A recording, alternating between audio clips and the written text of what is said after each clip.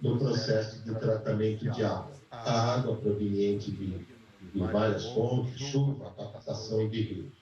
A partir daí, da mesma forma que tem a ingestão da água para fazer o tratamento da água, ocorre também o processo de ingestão de dados dentro da plataforma.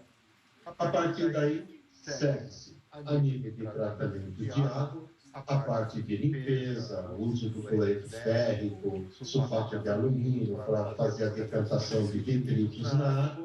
E do lado de dados, nós temos também a parte pertinente à limpeza dos dados, ao perfilamento dos dados, que eu vou explicar com mais profundidade sobre isso. E o próximo passo, em termos de água, enriquecimento. Aqui no Brasil, existe o costume de adicionar flúor e cloro na água. E a mesma coisa no ambiente de dados, onde eu vou aprimorar a qualidade dos meus dados para que ele seja entregue para quem vai fazer consulta de alguma informação que seja necessária, que agregue valor. Do mesmo jeito, no ambiente de tratamento de água, a água é entregue no consumidor, tá? Na casa do consumidor. Perfeito? Ali embaixo tem um link que vai direcionar para uma apresentação em vídeo, fazendo essa analogia que eu exemplifiquei. Como eu falei, a plataforma, né, com esse objetivo de tratar grandes volumes de dados, né, eu vou fazer uma breve abordagem do que se trata a parte de processamento e análise de Big Data. Tá? Então, como trabalha a plataforma? A fonte de dados são diversas. Como eu falei, dados estruturados e não estruturados. Então, aqui tem alguns exemplos da onde os dados são provenientes. Smart Card, Smart Home, IoT, são diversas fontes de geração de dados. A partir daí, esse dado segue para a plataforma, HPC System, onde a primeira etapa é a de coleta dos dados, seguida da ingestão, em seguida é feita a limpeza e a transformação desses dados, o processo de integração, de padronização e conexão entre esses dados, que a gente chama de link. Em seguida, se existe ou não a necessidade de fazer uma análise de machine learning, para que finalmente seja feita a entrega desses dados. Esse processo é dinâmico, ele é cíclico. Né? A gente considera a retroalimentação desses dados dentro da plataforma. Por exemplo, eu posso estar recebendo do meu fornecedor dados de transações bancárias, hoje de quinta-feira, amanhã tem as transações bancárias de sexta-feira, assim vai consolidando na semana 1, aí vai para a semana seguinte, semana 2, ou seja, é um processo dinâmico de ingestão de dados. Tá? Esse dado novo é integrado ao dado já existente. Dando sequência, eu vou falar nesse termo funil de dados. O que significa o funil de dados dentro da plataforma? Bom, o objetivo é entregar os dados para a consulta, né? Ou seja, uma consulta em tempo real, ou a visualização do dado, a integração com outros sistemas, ou serviços de batch. A origem dos dados é proveniente de Big Data, como eu falei, dados estruturados e não estruturados. A partir daí, ocorre o trabalho da plataforma, onde é feita a categorização e limpeza dos dados. Então, esses dados podem ser dados pessoais, transações bancárias, informações de cartão de crédito, agendas, calendários, datas de voo, itinerário. A partir da categorização e da limpeza, eu vou padronizar. Por que padronizar os dados? Eu posso ter o nome de pessoas, onde o primeiro caractere é maiúsculo e os outros são minúsculos. Então, de forma mais adequada, eu vou converter tudo para maiúsculo. Eu posso ter fontes que estão gerando datas, dia, mês e ano, outras, ano, mês e dia. Então, eu vou criar uma padronização das minhas informações, dos meus dados. A partir daí, eu vou criar um relacionamento entre esses dados. É fácil de observar que isso vai causando uma redução no volume de dados e elevando a qualidade dos dados. Esses dados, o objetivo é elevar a qualidade dos dados e, por consequência, vai reduzindo o volume de dados. E isso contribui para que a plataforma trabalhe numa condição de alto desempenho. Tá? Então, dentro da arquitetura da plataforma, considerando o Big Data, né, os volumes de dados, a primeira ingestão de dados é feita no chamado Cluster Core. Esse nome Core vem da mitologia, vem também da consideração do personagem mitológico que tem uma marreta, né, o martelo de Thor, que tem a ver com fazer o refinamento. Então, o nome desse cluster chama Tor, ele faz a atividade de ETL, extração e transformação de carga de dados. A partir daí, uma vez o dado tratado, ele vai para o cluster HOTS, que é o responsável para fazer a entrega dos dados. O diferencial desse cluster é que ele trabalha fornecendo respostas em milissegundos, ganho enorme de performance. O que comunica tudo isso é a linguagem chamada ECL, Enterprise Control Language, uma linguagem de programação. Isso forma o que nós chamamos de Power Tree. Tá? A linguagem ECL é alimentada por bibliotecas de machine learning, algoritmos nativos da plataforma, e bibliotecas de tratamento e manipulação dos dados. Como que o programador interage? Através de ambientes de desenvolvimento integrados, né? Então, a gente tem o SLTE, que vem junto com a plataforma, ou que vocês estão mais acostumados, o S-Code, e eu vou dar um exemplo aqui do uso do Gitcode. Quando eu estive aí em maio, no mini-curso, nós usamos o Gitcode. Não sei se alguns alunos estejam presentes no auditório, foi usado uma ferramenta Gitcode que é disponível dentro do ambiente GitHub da Microsoft. A partir daí eu posso entregar consultas, fazer visualizações do meu dado ou integrar esses dados com ferramentas de terceiro. Tá? Agora, fazendo uma analogia para ficar mais claro o que é esse Tor, o cluster Tor e o cluster HOTS. Uma analogia com o mundo oceânico. Bom, em termos de Tor, ele seria usado, por exemplo, para identificar e catalogar todos os seres vivos nos oceanos. Já o HOTS, ele é mais específico, ele vai disponibilizar todas as informações de uma dada espécie. Enquanto um trabalha de forma generativa, trabalhando todos os dados, o outro ele entrega resultados conforme a necessidade. Em termos da linguagem que compõe o Power Tree, o cluster Tor, o cluster HOTS e também a linguagem ECL. Ela é uma linguagem declarativa, não é procedural. Ela trabalha com códigos menores e reutilizáveis. E, como eu tinha falado, já mostrei, ela trabalha com bibliotecas de manipulação de dados que são usadas para fazer o tratamento de dados. A partir do código escrito em ECL, o compilador gera o código otimizado em C++. Por que otimizado? A plataforma, o nosso código ECL, não necessita fazer de forma explícita menção se você vai trabalhar com um cluster com um nó único ou com vários nós. Tá? Ele é automaticamente paralelizado.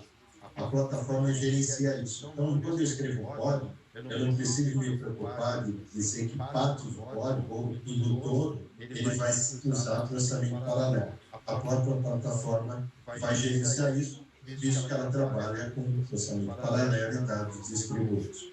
A diferencial da linguagem ECL é que eu não falo como fazer. Não é aquele procedimento de escrever um código passo a passo. Ele simplesmente eu descrevo no meu código o que fazer. E a plataforma vai seguir o caminho mais adequado nessa condição de otimização do código. Aqui é o exemplo de uma tela de perfilamento de dados. Eu vou mostrar depois com mais detalhe essa parte de perfilamento de dados. E aqui, os algoritmos, esse slide nem está totalmente atualizado, tem mais alguns algoritmos para serem incorporados aqui. Esses são os algoritmos de machine learning que se encontram disponíveis na plataforma. Agora, falando de aplicação de conhecimentos, que eu vou acabar mostrando o exemplo do que está, do que vai ser apresentado aqui, os publicados. A tela lá no fundo é uma tela de interface web da plataforma, como eu me comunico com a plataforma numa interface web. Na segunda tela é a interface do ambiente de desenvolvimento integrado que vem junto com a plataforma. E na cor preta é o próprio VS Code, que, por exemplo, aqui foi subido através do Gitpod. Tá?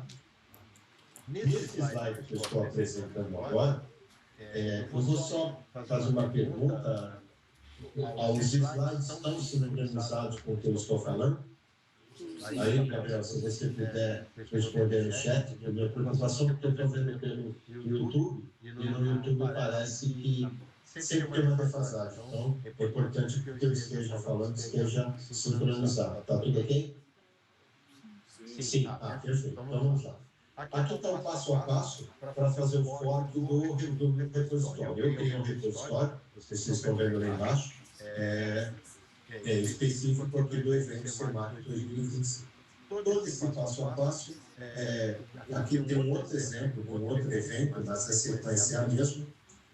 Ou clicando diretamente nesse link, vocês vão entrar no meu repositório e fazer um fork. Fazendo esse fork, vocês vão ter acesso a um cluster ad eternum. Ele vai subir um cluster, eu vou mostrar quais são as características, para vocês poderem usar nas atividades acadêmicas de vocês.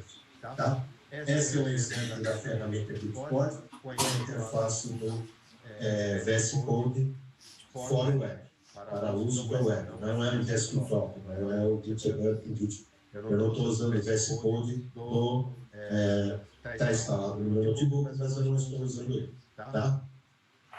Aqui é um exemplo quando eu faço a ingestão do meu dado bruto, após essa operação, eu faço uma sequência, uma atividade que a gente chama de spray, que eu pego esse meu dado bruto e distribuo para os nós. Então, a partir do dado bruto, eu faço uma operação de distribuição, chamada spray, quer seja o dado seja fixo, delimitado, né, que é o padrão comum da CSV, XML, XML, JSON, variável, block, eles são feitos a pulverização nos nós. Então, o dado é distribuído e a própria plataforma vai gerenciar aonde se encontra o dado que eu preciso utilizar. Além disso, ela faz ela replica esses dados. Por exemplo, se o nó número 2 cair, eu vou perder parte do dado, parte 2. Não, eu tenho uma réplica do nó 3. Então, eu trabalharia com a parte 1 no nó 1 e a parte 2 e 3 no nó 3, no caso de uma queda do nó número 2 do meu teste. Para o programador, isso é transparente. Ele vai usar um modo lógico. Então, ele não interessa aonde se encontram as partes dos dados. Isso a plataforma gerencia. A partir daí, eu tendo feito todo o meu tratamento de dados, meu objetivo é entregar o serviço de consulta. Aqui, por exemplo, na tela, tem um serviço de consulta de dados pessoais, onde uma base de dados com informações pessoais, eu vou extrair, entrando com informações do primeiro nome, o sobrenome e o estado, onde a pessoa reside, ele vai voltar o resultado de uma consulta. Nós vamos fazer isso, mas usando machine learning por uma outra base de dados. Esse é só um exemplo. E aí eu vou focar o objetivo desse estudo de hoje, que é a aplicação de machine learning fazendo uso da plataforma HPCC System. Então, uma breve visão geral aqui. O estudo de hoje vai focar fazer a precificação, né, a predição de preços de imóveis. Tá? Então, esse é o exemplo de uma interface de consulta dentro da plataforma, onde eu vou entrar com alguns parâmetros, alguns features, características do meu imóvel, e eu vou obter, com base nessas características, a predição do preço do imóvel. Aqui é a mesma condição, só que usando uma interface web, que é mais amigável do que a interface anterior. Eu crio um ambiente web, onde eu me comunico com a minha plataforma e faço um serviço de consulta. Tá? Agora, uma breve conceituação sobre a aprendizagem de máquina, que depois eu vou mostrar os códigos, só que eu não vou explicar a sintaxe da linguagem, e sim o que cada código está fazendo, para que vocês entendam no todo as atividades. Bom, aqui uma breve definição, uma conceituação do que é machine learning, né, a capacidade de inferir sobre relacionamentos, e visa prever uma resposta razoável quando apresentado com dados nunca antes vistos. Tá? Considerando o aprendizado de máquinas, eu vou levar em conta três categorias. Tá? O supervisionado, que é o exemplo, os casos que nós vamos fazer essa abordagem, onde eu forneço, tá? Informações para o meu ambiente, né? No meu conjunto de dados, e eu também forneço como que vai ser a saída padrão, tá? Para que ele execute a tarefa, no caso da predição do valor do imóvel. Já o não supervisionado, esse método eu não forneço a informação de saída e destino. O próprio algoritmo vai aprender e vai fazer a determinação e adaptar a saída com base nas informações de entrada. E o Deep Learning, que envolve muito redes neurais e tem outras aplicações, principalmente para análise de vídeo e áudio. Dando continuidade, aqui eu vou fazer uma breve informação aqui, porque eu vou usar algumas terminologias e o objetivo é auxiliar isso, embora eu acredito que vocês hoje já estão tão acostumados agora com inteligência artificial generativa, né? Mas isso aqui é mais voltado à inteligência artificial preditiva, mas a terminologia continua sendo a mesma.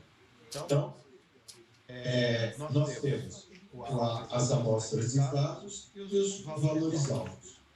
Quem são as amostras de dados? São as nossas variáveis independentes. Fazendo uma analogia com o estudo de caso, informar quais números de cômodos que eu tenho no meu imóvel, números de banheiros, área construída, ano de construção, ano de aquisição. Então, essas características do meu imóvel são as chamadas variáveis independentes que correspondem às amostras de dados. A variável independente é o valor-alvo, aquilo que eu quero determinar, que é no meu caso, o preço do imóvel. Tá? O conjunto de variáveis independentes são denominados de conjunto de treinamento. A partir daí, eu vou gerar o meu modelo de treinamento e também vou gerar um modelo de teste, para que no final eu consiga verificar a acurácia, qual é a precisão, quão fidedigno é o meu modelo de treinamento. Tá? De forma simplista, o aprendizado supervisionado compreende dois modelos. Um que faz uma abordagem quantitativa, que é conhecido como regressão, que é o que eu vou utilizar. Eu vou definir um valor numérico, que é o preço do imóvel. E tem a qualitativa, que é conhecida como classificação, que gera um valor, uma informação de classe. Pode ser também um resultado binário, verdadeiro ou falso. Então, por exemplo, dada uma determinada região, onde eu tenho várias árvores, eu posso passar informações de altitude, de pluviosidade, de condição de terreno e determinar uma vida útil de uma árvore. Qual é a vida, a idade dessa árvore, dessa planta, dessa árvore? Aí é uma análise quantitativa. Se eu quero analisar dada a característica, qual é a espécie mais adequada para ser cultivada naquela região, aí é uma análise qualitativa. Tá? Estou dando uma analogia também nesse caso. A plataforma dispõe nativamente de diversos bundles. Dois deles são considerados bundles padrões, que é o Machine Learning Core e o PPGlass. Os demais são bundles pertinentes às divisões do supervisionado, não supervisionado, PPLearning e assim por diante. É importante, né, fazer um bom estudo do bundle para saber usá-lo de forma coerente. Aqui é o link de onde se encontram os bundles disponíveis de Machine Learning, que são, esses que são existentes nativamente na plataforma. O que nós estaremos usando dentro do aprendizado de máquina supervisionado, a classe de árvores de decisão, no caso Learning Tree, especificamente Randall Forest. Tá? Então, dentro do Learning Tree, tem alguns exemplos aqui de 4 categorias dessa abordagem Learning Tree. Certo? Eu vou, através desse fluxograma, determinar qual é o algoritmo mais adequado para o meu caso. Então, aqui está um exemplo, seguindo a flechinha da cor verde, eu estou fazendo representação. Então, eu começo a fazer a minha abordagem. Minha primeira pergunta é se o meu problema é determinístico. Se não for, aí eu só preciso definir se eu estarei fazendo uma análise quantitativa ou qualitativa, ou seja, regressão ou classificação. No meu caso, é regressão. Eu preciso estipular algum padrão? Não, eu vou seguir a mesma condição de preço do imóvel, que já existe um campo de valores, como fosse o valor venal do imóvel, o valor previsto do imóvel. Aí eu continuo seguindo o meu caminho e vou considerar, é uma análise simplista que você vai fazer ou é uma análise mais rebuscada? É mais simples, não exige muita experiência. Então eu vou usar algoritmo de regressão, Regression Forest, que é o Randall Forest, nessa minha análise. Então isso foi o fluxo que fez com que eu determinasse o meu algoritmo que será utilizado. Aqui, considerando as etapas que eu vou seguir, a primeira etapa é condizente à definição do problema. Qual a definição do problema? Dado diversas características de um imóvel, qual é a predição do valor desse imóvel? Próximo passo é fazer a extração dos meus dados. Tá? É buscar a minha fonte de dados. A partir daí, eu vou fazer a preparação dos dados. Em seguida, eu vou fazer segregação, eu vou separar uma certa quantidade de registros para criar o meu modelo de treinamento e uma quantidade de registros para determinar o meu modelo de teste que eu vou comparar com o meu modelo de treinamento para verificar a precisão. Então, na quinta etapa, eu vou treinar o meu modelo, vou fazer predições e vou avaliar meu modelo para determinar a acurácia. Estando ok, eu vou fazer a implantação do meu modelo e eu vou entregar esses dados para a consulta. Tá? Então, agora, o diferencial que eu vou estar usando é uma característica que todo algoritmo dentro da plataforma tem, que ele permite usar uma interface chamada MIRT. Bom, o que vem ser isso? A minha base de dados que eu vou usar é uma base de dados norte-americana. Nos Estados Unidos são 50 estados norte-americanos, mas nessa base de dados ela consta 47. 2 eu vou excluir, eu vou manter 45 estados. Ao invés de eu criar um modelo de treinamento geral, onde eu fizesse uma consulta com base nas características do meu imóvel e determinasse um preço, eu vou criar, usando a interface MIRT, numa única operação de treinamento, um modelo para cada estado norte-americano. Por quê? Porque a gente sabe, com base até aqui no Brasil, o imóvel na região sul tem um valor, na região norte outro valor, se tem um diferencial entre cidades, quem dera em termos de estado. Então, quando eu for fazer uma consulta, vai permitir que eu faça uma consulta específica para um determinado estado. Uma única invocação do meu algoritmo, ele vai, usando a interface Minit, criar modelos, um para cada estado. E aí eu posso permitir uma consulta mais direcionada e eu vou ter um valor mais preciso. Como é que funciona esse fluxo? Bom, esse fluxo, ele tem a seguinte sequência, tá? Que eu tenho a minha condição de treinamento dos meus dados e minha condição de teste dos meus dados.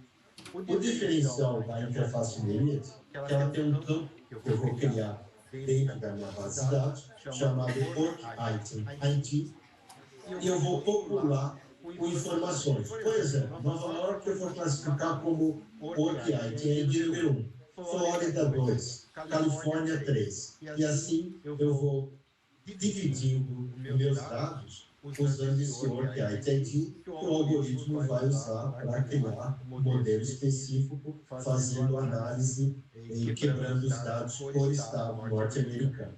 Aí o fluxo, primeira coisa, é criar a preparação dos dados no formato que a plataforma usa, que é matricial. A partir daí é gerado meus dados independentes e o valor-alvo, que é o valor dependente. Aí eu obtenho o meu modelo. Em paralelo, eu estou trabalhando aqui com o ambiente de criação do modelo de teste. Tá? Da mesma forma, vai seguir a mesma lógica de criação de Work ID para cada estado norte-americano.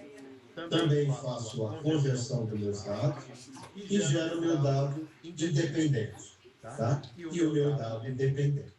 Esse dado independente, ele vai ser usado junto com o meu modelo de treinamento, aqui, tá? Para determinar a predição. E, finalmente, usando o dado, que é o dado do valores-alvo de teste, eu vou poder determinar a acurácia, a precisão do meu modelo. Ou seja, eu usei uma amostra de teste para validar o meu modelo de treinamento. Tá? Agora, eu vou fazer uma pequena explanação rápida aqui, mas eu vou depois, primeiro vou mostrar a parte técnica, depois eu volto aqui para falar dessa parte de treinamento. Então, eu vou sair um pouquinho da apresentação aqui. Vou ver se saiu, ok. Eu vou acompanhando pela tela aqui. Aí eu quero mostrar para vocês, aqui é a interface, o ambiente de desenvolvimento integrado, que é usado, ele é específico, ele vem junto com a plataforma, é uma opção ao invés de usar o VS Code. Tá? Aqui, eu vou apresentar aqui para vocês o jeitão da plataforma, a interface da plataforma web. Tá? Essa é a interface web da plataforma. Aqui, por exemplo, com todas as tasks, as units que foram submetidas para desenvolver o código. Aqui, por exemplo, é a parte que eu faço a ingestão dos meus dados. Ó. Esses são os dados que eu utilizei aqui no evento. Eu subo através de upload. A partir daí, eu crio a opção de spray, que está aqui, essa opção de spray, em função do meu dado, eu vou fazer o spray e vou distribuir para os nós, criando arquivos lógicos. Aqui são o nome dos arquivos lógicos. Por programador, isso não interessa isso. Aonde as partes foram distribuídas no nós, isso não é significante. E quando eu falei de tratamento de dados, eu queria mostrar mais ou menos isso. Então, o dado que eu vou estar usando aqui é esse dado aqui, que é o Property CSV. É um dado, uma informação sobre propriedades imobiliárias no formato CSV. A partir daí, eu criei um arquivo lógico aqui, com o nome de Properties quando eu fiz o spray, ele gerou esse arquivo com esse nome longo, que é a estrutura de divisão do subdiretório Molinos. Tá? Perfeito. Quando eu faço o tratamento do meu dado, o que eu vou verificar? Isso é importante, que é uma condição disponível na ferramenta, da plataforma, que permite que eu faça uma análise de todos os meus dados. Esse ferramenta, chamada DataPack, faz a varredura completa dos meus dados. Todos os registros e todos os campos. E aí ele me permite mostrar o quê? Informações do dado. Vou descer até o campo 11, que é mais interessante, esse aqui. Aqui nesse campo, nessa análise do 11, que é o campo correspondente aos estados norte-americanos, tá? Que aqui no caso ainda não está definido como state, estado. Eu inicialmente defini como string, ele está fazendo uma análise após varrer todas as informações e fala, olha, string está ocupando muito espaço, pode transformar a tipagem de string, tudo bem, mas o tamanho 2. Aí ele está me falando, olha, existe 1.662.959 informações pertinentes a estado. Então, a minha taxa de preenchimento é 100%. Eu não tenho nenhuma informação relativa a estado não preenchida na minha base de dados. A cardinalidade significa o quê? Quantos valores distintos eu tenho? São 47 estados norte-americanos que têm essa base de dados. Eu vou desprezar 2 e ficar com 45. Tá? Aí eu dou um exemplo de cardinalidade. Ele fala, Califórnia, 13% dos registros são da Califórnia. 9% são de Nova York. 9% também é da Flórida. Nova Jersey, 6%. E assim por diante. E ainda ele analisa. O padrão de preenchimento desse dado é um padrão string, representado pelas letras A. Quando eu faço uma análise de um campo, eu vou dar um exemplo. Então, esse outro campo aqui tem campos relacionados ao apartamento onde a pessoa reside. Tá? Então, ele está me falando aqui. Está me falando que a taxa de preenchimento está bem ruim. E essa não é uma informação que me interessa. Eu não vou focar, não. Eu não vou trabalhar com esse dado porque ele vai prejudicar a precisão do meu modelo. Ele tem uma taxa de preenchimento muito baixa, 8,2%. Tá? Então, para mim, não é um campo de interesse. E realmente, tem alguns campos, né, que mesmo sendo numéricos, eles estão preenchidos. Veja que os campos normalmente que têm baixa taxa de preenchimento são os strings, que é o endereço da pessoa, ela mora em apartamento ou casa, ela mora em casa. Então, o campo, o apartamento não está preenchido, então a taxa de preenchimento é baixa. Então, muitas informações eu não vou utilizar. E aí eu verifico isso. Essa análise é importantíssima, porque vai me esclarecer sobre a qualidade dos meus dados, da minha fonte que eu vou estar trabalhando. Principalmente no âmbito de machine learning, é muito importante que eu conheça os meus dados. Tá? Então, essa análise aqui é muito importante quando, por exemplo, aqui, ó, inicialmente eu estou tratando. Essa aqui é uma informação, esse aqui embaixo. Esse aqui é uma informação sobre a identificação da propriedade. Propriedade 1, propriedade 2, propriedade 3, assim por diante. Ele está 100% preenchido.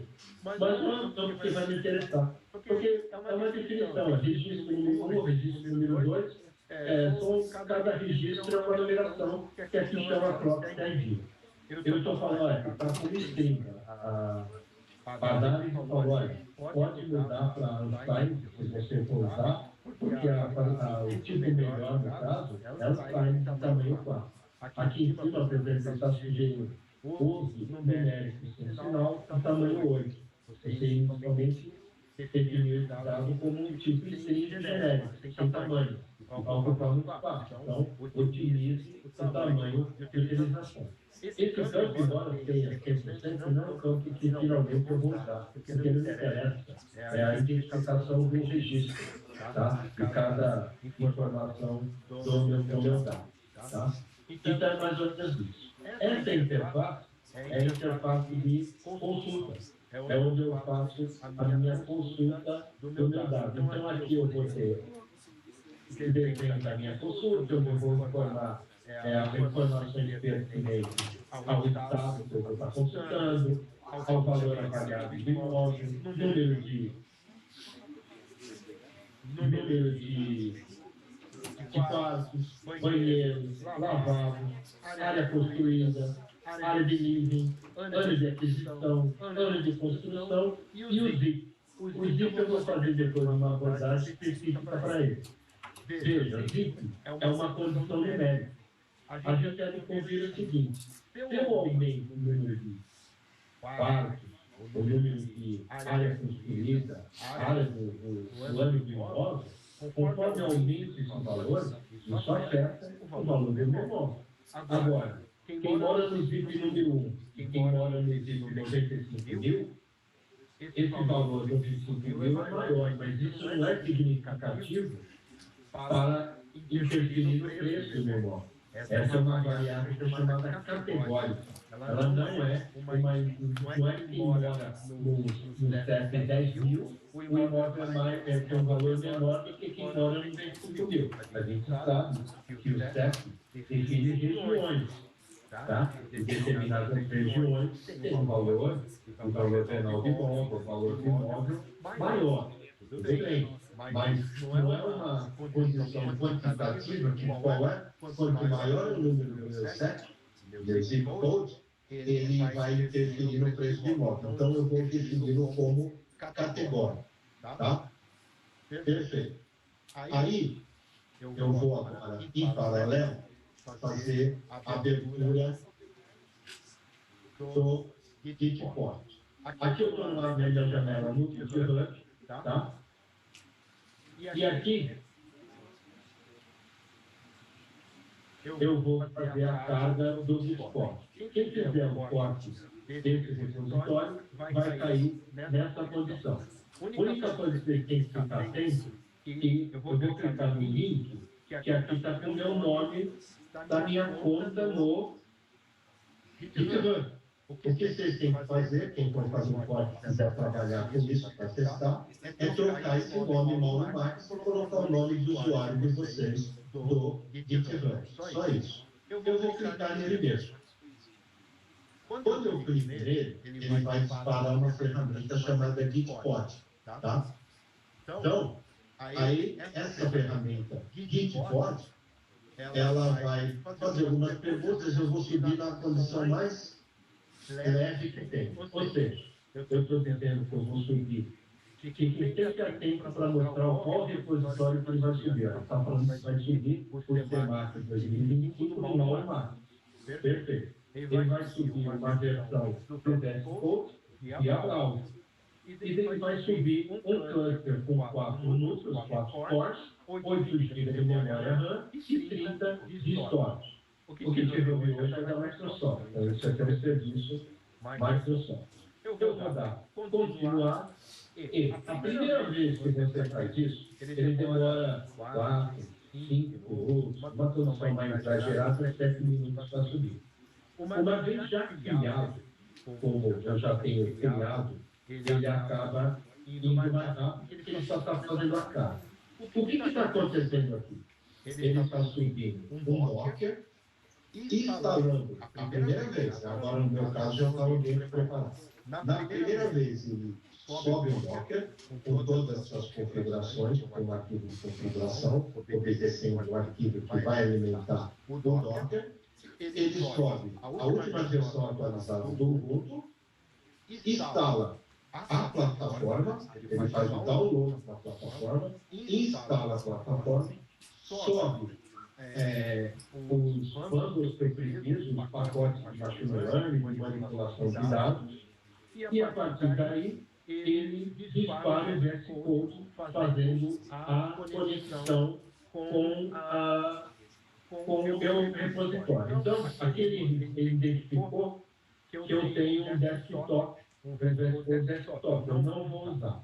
Aqui ele está mostrando que subiu os serviços da plataforma. Aqui está mostrando que os serviços da plataforma subiram. Posso fechar essa janela e a janela de apresentação. Tá? Quando eu abro aqui qualquer código, você vai um código bem básico aqui, ó. Todos esses códigos, mesmo que quando eu fiz o meu curso, eu mostrei que aqui, primeira coisa, vou fazer um comentário. Essa apresentação que eu estou fazendo, ela está postada aqui no formato PDF. Além disso, eu tenho um roteiro, o roadmap, que é todo o roteiro de como vocês devem seguir os códigos, quais são submetidos, quais são compilados. Tá? Tem todo o roteirinho aqui da sequência dos códigos para que a pessoa tenha independência de fazer os seus testes. Tá? Os dados também estão todos aqui disponíveis, só que, em função de restrição do espaço, eu sou obrigado a colocar ele tipado aqui. Então, quem for fazer os testes vai ter que fazer o download para a sua máquina, descompactar e depois subir aqui na plataforma, aqui através da zona de entrada de arquivo, faz o enviar para a plataforma. Tá? Então, essa é a condição. Eu sou obrigado a trabalhar, deixar ele aqui compactado para economizar espaço. O próprio que eu peço. Aqui tem exemplo do trabalho de código usando peças, criar uma consulta de nome de pessoas e o de machine learning aqui. Perfeito? E aí, aqui estão os códigos. Então, eu vou dar um exemplo aqui, pegar o básico, PR-teste. Eu tenho aqui já na plataforma, melhor, no test code, quando eu subi o Bitcoin, eu instalei a extensão do SQL, do ETL e das duas extensões que eu preciso. Então, isso é transparente, vocês não tem que fazer nada. Quando sobe o Discord, é feito totalmente a instalação e já instala as extensões aqui. Perfeito. Aí, quando eu vou usar o teste aqui, vou submeter, vou dar um check aqui, não tem problema, e vou submeter, e aqui, de forma simples, ele está me mostrando o output daquele string que está ali. O comando básico de output, ele vai me mostrar aqui esse output hello world. Aonde ele está mostrando? Se eu quiser comunicar com o meu repositório, eu venho aqui e me conecto com o meu repositório. Nessa posição, eu estou me conectando na posição que qualquer um poderia utilizar, que é a condição de usar um cluster localhost dentro do próprio Bitcoin. Então, quando eu submeti isso aqui, ele me conectou com o meu cluster localhost. Aqui, demora um pouquinho porque eu estou no VPN, acaba demorando, mas ele só se conectou. Deixa eu ver aqui.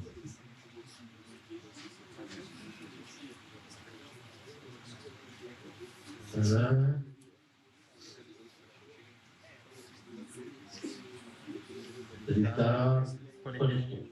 Ele já está conectado. Então, aqui eu estou trabalhando com o cluster gerado naquela condição, 30 GB de disco, tanto de memória, tanto de nó, e assim por diante. Mas numa condição local. Esse cluster vai ficar disponível sempre para vocês quando vocês subirem o ambiente. Tá? Ele já conectou aqui, ele a primeira vez ele faz um check de versão. Por isso que ele demora a primeira vez. Depois, então, se eu for verificar aqui, na minha Org-Unit, aqui, ó, Org-Unit final 191808, tá? Essa Org-Unit aqui foi a que eu gerei agora. Eu pedi para ele gerar o output e ele está me mostrando, ó. Org-Unit 1808, tá? Que vai mostrar o resultado do Hello World lá no meu campo. Então, ele está conectando aqui com a minha Org-Unit, ele vai mostrar o resultado.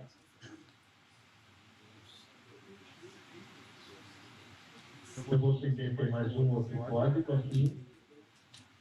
Para que eu fique com a tela tampada, eu vou rodar o termo zero, tá? Aqui. também. Ele vai gerar um segundo resultado aqui, ó, que é a mesma coisa, são as várias formas de representar o Hello World aqui, tá? E aí, ele me mostrou aquele primeiro resultado, está aqui, ó. Primeiro resultado está aqui, Hello World. A segunda Word Unit, eu pedi para ele me mostrar 3 formas de resultado. Tá? Então, ele mostrou a segunda, aqui que eu chamei de BWR Aqui, ele vai mostrar, no caso, agora 3 resultados, o mesmo resultado do Hello World, com as 3 formas que eu mostrei. Tá? Então, esse é um exemplo da comunicação com a plataforma. O que é interessante para vocês, que vocês, usando o Bitcoin, tudo isso aqui, vocês vão poder usar nesse ambiente, que é um cluster numa condição de localhost dentro do Bitcoin. Agora, eu poderia também, no caso, eu aqui estou também possível de usar um cluster externo. Tá? Então, eu vou tentar que me autenticar no cluster externo. Então, ao invés de usar o cluster localhost, eu vou usar o training cluster. Aí eu vou me conectar com o cluster externo. Veja que isso para vocês não vai ser possível, porque agora para a demonstração, eu subi um cluster em AKS, no Kubernetes Azure, tá? No caso, só por exemplo, vocês vão ter que sempre utilizar o cluster de treinamento. Ele teria que buscar a conexão, ele não está conseguindo pegar a conexão, deixa eu ver aqui.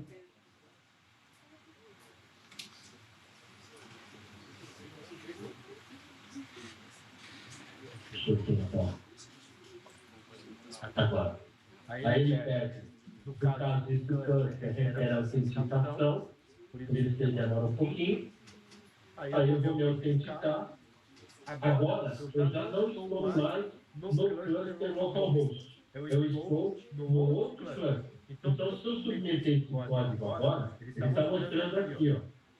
Eu não estou mais no cluster localhost. Eu estou no cluster externo. Eu fiz uma autenticação. Se eu submeter esse código agora, esse código, ele não vai aparecer mais nesse cluster aqui.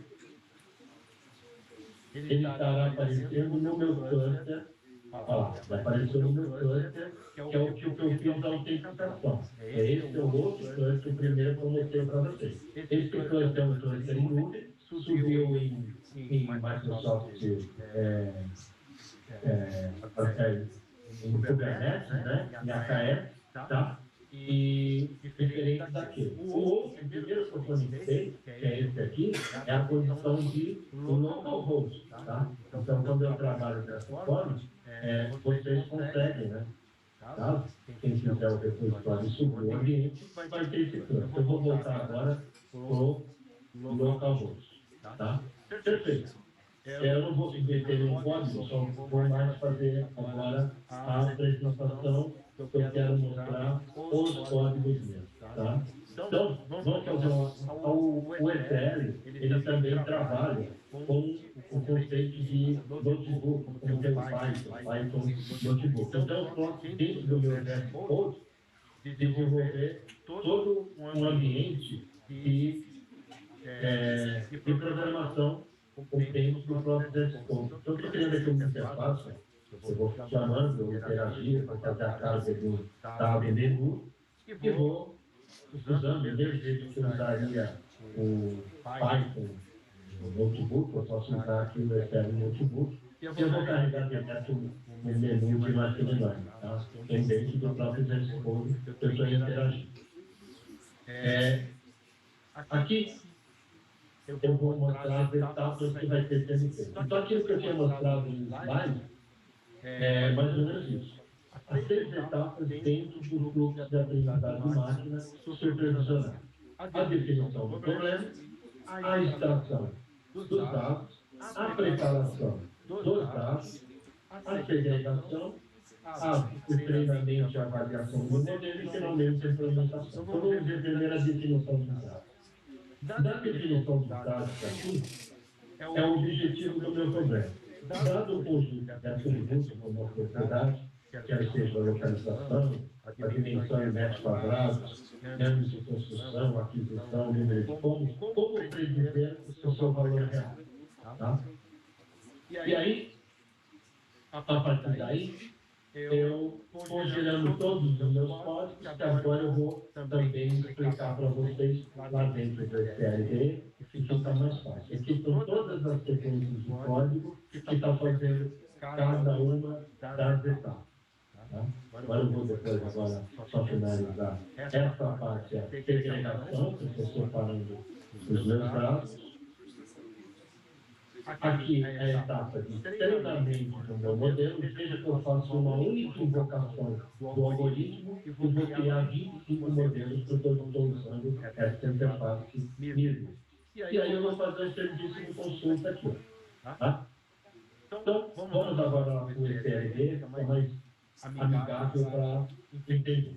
Essa aqui é o código mostrando como que eu defino meus dados. Então, cada campo que eu tenho aqui é informação do proprietário, da pessoa dona do imóvel, a informação da identificação do imóvel, o número da casa, a rua, o tipo de rua. Então, apartamento, se a pessoa mora em casa, esse campo apartamento, ele não vem preenchido. Cidade, muitas vezes, não vem informado.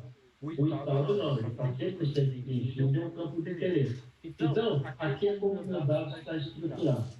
Aqui é como que eu estou definindo o meu arquivo, o meu conjunto de dados, aquele nome lógico que eu mostrei para vocês.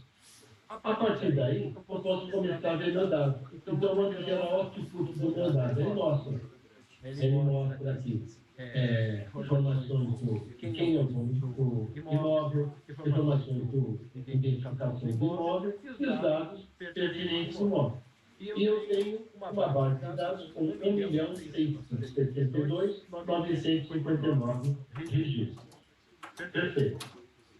Mas, como eu falei, que eu preciso garantir que eu não esteja trabalhando com dado que esteja faltante. Então, eu vou criar um filtro dizendo, com base nesses campos, que são os campos de interesse, são minhas variáveis independentes, tá?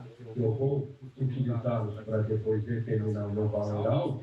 Eu estou excluindo, usando esse filtro, todos os registros que não tenham informação.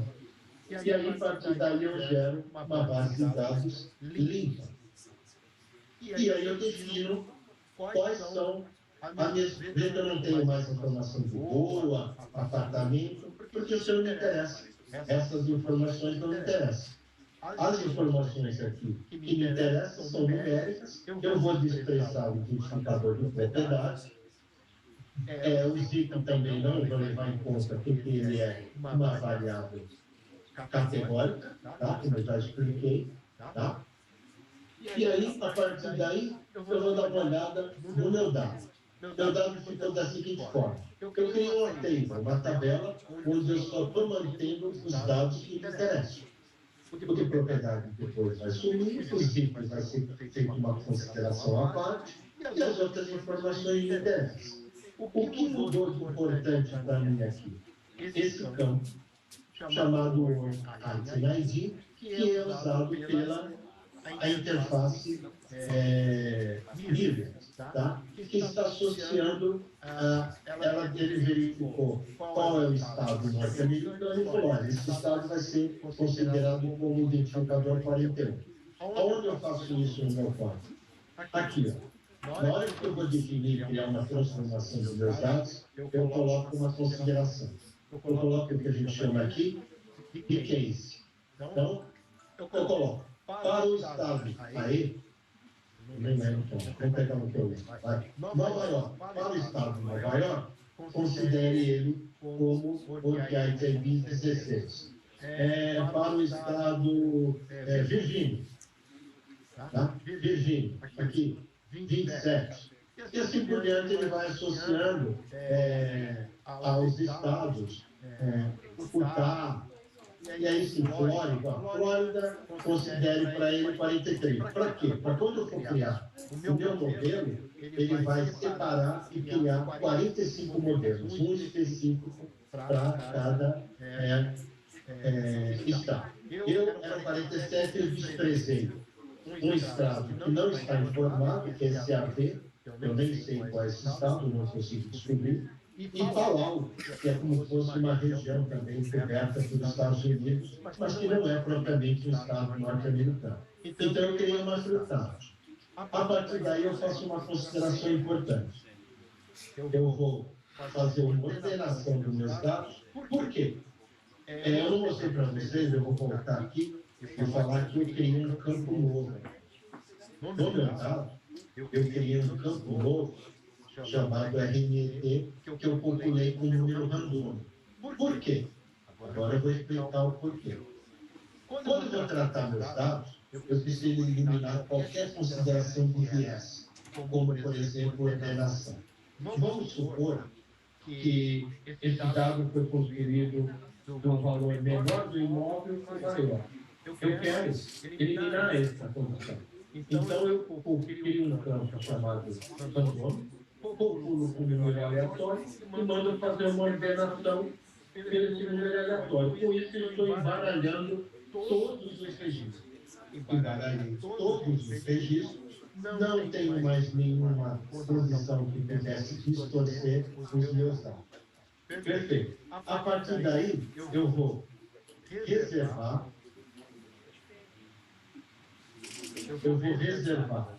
5.000 registros para criar o meu modelo de treinamento. E vou reservar 2.000 registros para criar o meu modelo de teste. Depois disso, eu vou transformar meus dados como algoritmo PEG, que é no formato matricial, considerando o API, tá? Que é um diferencial que eu estou usando de interface Linux.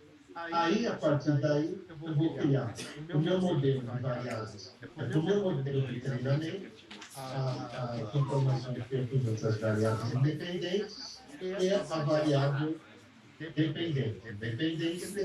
A mesma coisa para testes independentes e dependentes. Eu vou usar esse modelo para treinar esse outro modelo, para testar esse modelo.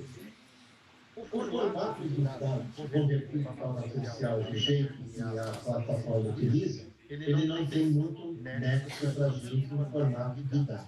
O que vocês podem ver aqui, ele tem uma certa correlação aqui. Opa. Ele tem uma certa correlação. A gente já ir encerrando, tá bom? Então, eu já estou falando. A gente já pode só encerrando já as atividades?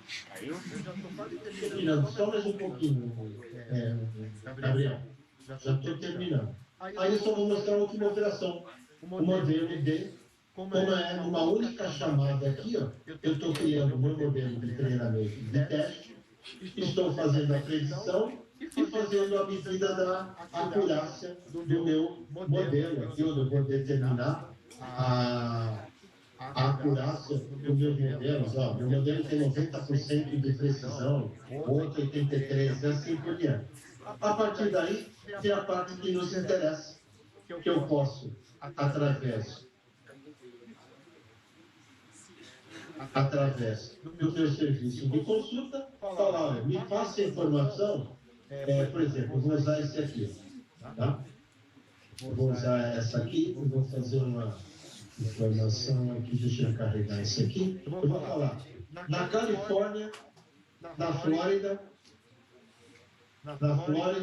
e em Nova York, um imóvel avaliado de 120 mil, que tem 3 quartos, 3 dormitórios, 2 banheiros, um lavabo, tem uma área construída de 2.000 pés, livre 1.200, foi adquirido em 2020, foi construído em 2000 e é no ZIP 95 mil.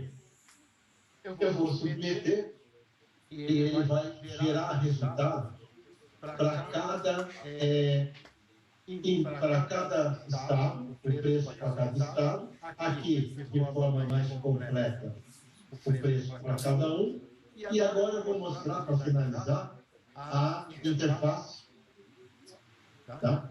A interface aqui,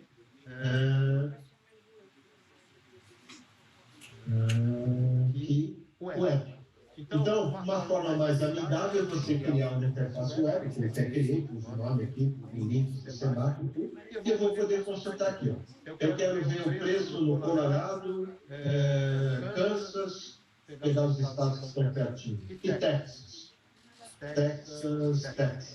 Aí eu venho aqui e coloco, o valor avaliado desse imóvel é $150 mil. Ele tem 3 quartos, 2 banheiros, um lavabo, uma área construída de 12 mil pés, uma área de living de 1.500 pés, foi adquirido em 2010, construído em 2000, no CEP 90 mil.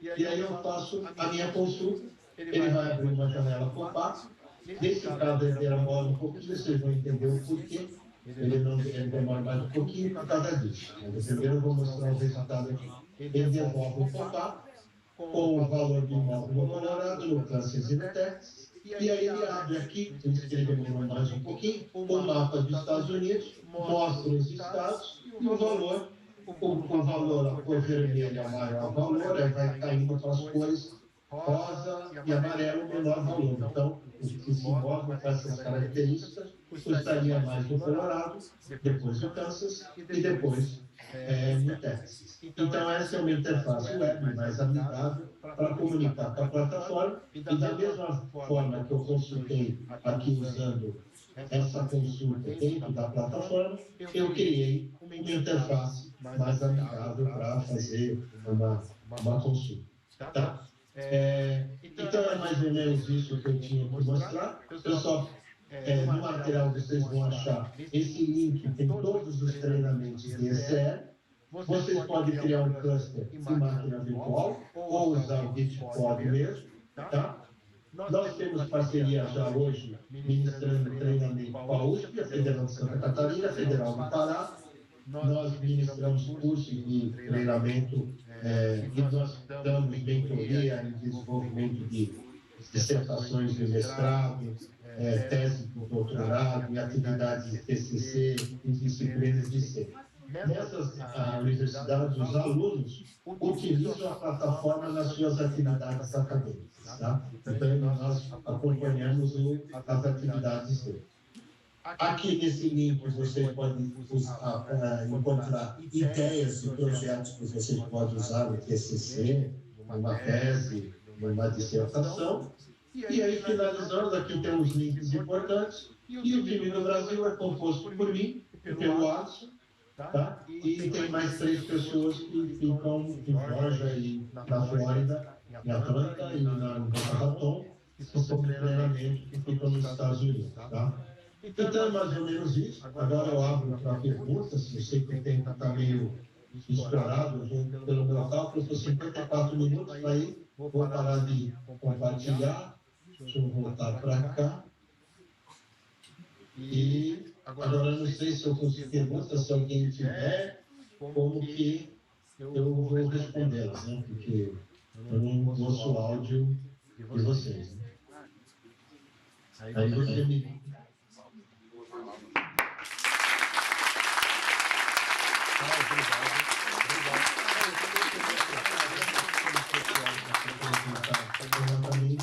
Não é muito bacana, porque não tinha agenda para eu me deslocar para Rio Preto como eu estive em maio.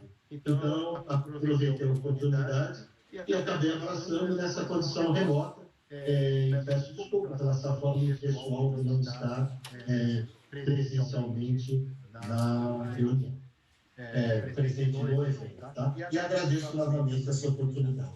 Então, legal, pessoal. Muito obrigado. E até mais. Qualquer coisa, vocês, no meu material, tem o meu e-mail, vocês podem entrar em contato, o Gabriel tem as informações, e tendo interesse, vocês podem entrar em contato e a gente pode conversar. Tá? Novamente, obrigado, pessoal. Muito obrigado, Paulo.